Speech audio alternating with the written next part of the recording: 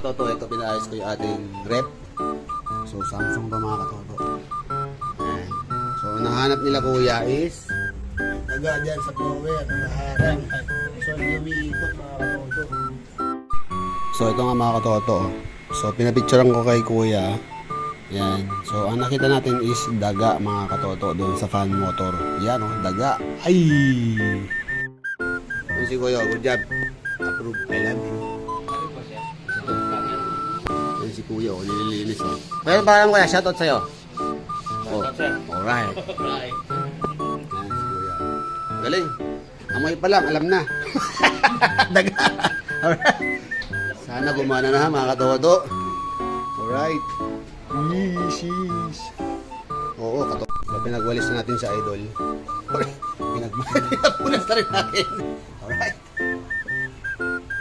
Diba? Ngayon kalupit yung mga technician ng Samsung, idol. May libreng Mac.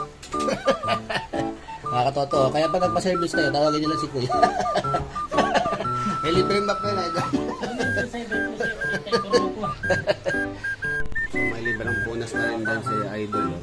Yan. Punasan na rin niya. Ganun katindi yung mga technician ng Samsung. Sir, mayon siya sir. Shoutout sa inyo mga katoto. Yan. Right. Sana okay lang to kuya, di ba? Yan. Nakapag na sir ang katapos si Sir Raycon. Sir Raycon, shoutout sa'yo. Alright. Dahil ano, hanapin tayo dyan. Sir Raycon, dyan na kayo. Dyan na kayo.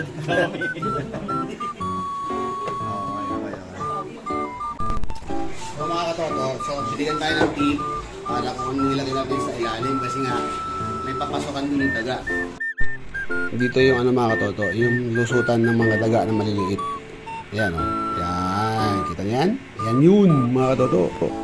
Nalagyan din sila ng pandikit sa ilalim. Okay?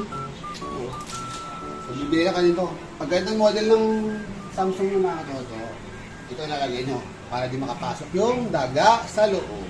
So ito na mga katoto, ilalagay natin sa ilalim to. Ito daw yung sikreto para walang dagang papasok sa loob. Ayan. Ilalagay natin to. Ito mga katoto dito. Dito natin ilagay. Yan. Yan. Yan daw. Yan. Pero di siya makapasok sa loob. Kasi doon daw yung singawan mga katoto.